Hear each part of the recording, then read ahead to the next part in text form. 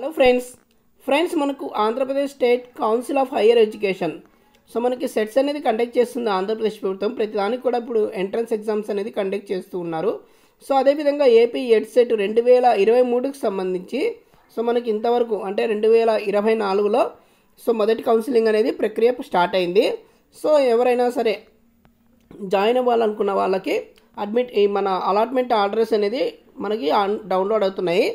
కాబట్టి ఎవరైనా బీఈడీ లేదా బీఈడీ స్పెషల్ ఎడ్యుకేషన్ కోర్సు చేయాలని ఇంట్రెస్ట్ ఉన్న వాళ్ళు మీరు ఫస్ట్ ఫేజ్ కౌన్సిలింగ్ చేసుకుంటే అప్లై చేసి ఉంటే వాళ్ళ యొక్క అలాట్మెంట్ ఆర్డర్ అనేది డౌన్లోడ్ చేసుకోవాల్సి ఉంటుంది.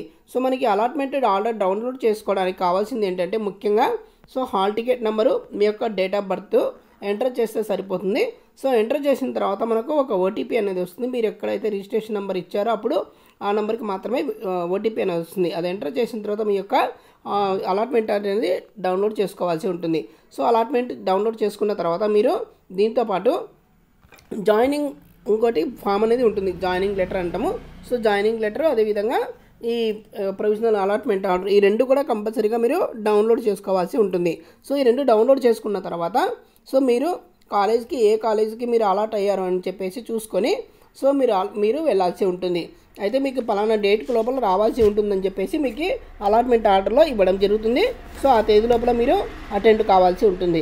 మరి కాలేజ్కి వెళ్ళేటప్పుడు ఏమేమి తీసుకువెళ్ళాలి చూసినట్లయితే మనం చేసుకున్న అలాట్మెంట్ డౌన్లోడ్, అదేవిధంగా ప్రొవిజనల్ అలాట్మెంట్ ఆర్డర్, ఇంకా నెక్స్ట్ జాయినింగ్ లెటర్ ఈ రెండు కాపీలు 2 సెట్లు అనేది జిరాక్స్ తీసుకొని పోవాలి. అదేవిధంగా 2 ఒరిజినల్స్ అవన్నీ కూడా తీసుకోవాల్సి ఉంటుంది.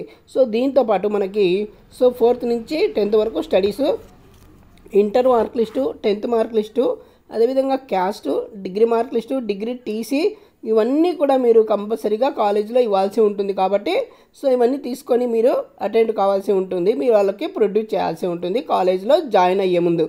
వాళ్ళు ఎంత ఫీజు చెప్తారు ఏంటి అనేది చూసుకొని కూడా మీరు జాయిన్ కావాల్సి ఉంటుంది, అమౌంట్ పే చేసేసి. ఓకే, మీరు ఒకవేళ ఈ ఫస్ట్ పేజ్లో మీకు నచ్చినట్లయితే కాలేజీ మీకు వచ్చిన కాలేజీ మీకు నచ్చలేదనుకుంటే ఒకవేళ సెకండ్ ఫేజ్ కౌన్సిలింగ్ కూడా ఉందనుకోండి.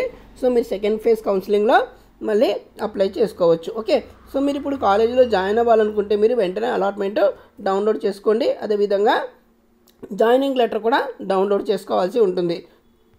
మరి ఎప్పుడు జాయిన్ కావాలి చూసినట్లయితే మనకి ఇక్కడ చూడొచ్చు.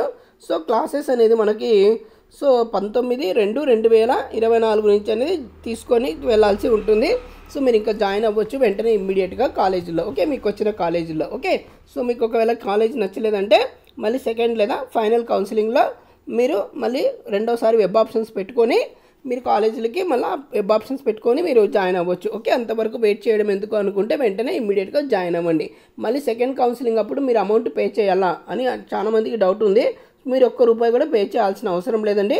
డైరెక్ట్గా మీరు వెబ్ ఆప్షన్స్ పెట్టుకొని మళ్ళీ సెకండ్ కౌన్సిలింగ్లో వెళ్ళిపోవచ్చు. ఒకవేళ మీరు ఫస్ట్ కౌన్సిలింగ్లో మీరు ఫీజు కట్టలేదు, రిజిస్ట్రేషన్ చేయించుకోలేదు అనుకున్న వాళ్ళు మాత్రం మళ్ళీ సెకండ్ ఫేజ్ లేదా ఫైనల్ ఫేజ్లో వెయిట్ చేయకుండా ఇమ్మీడియట్గా ఫీజు కట్టేసి మీ యొక్క రిజిస్ట్రేషన్ చేసుకోండి. ఓకే, అదండి. ఇంకేమైనా డౌట్స్ ఉంటే కింద కామెంట్ చేయండి, తప్పకుండా సమాధానం చెప్తాను. ఈ వీడియో కనుక లైక్ చేయండి, షేర్ చేయండి, సబ్స్క్రైబ్ చేయడం మర్చిపోవద్దు. థ్యాంక్ యూ సో మచ్ అండి. Thank you so much.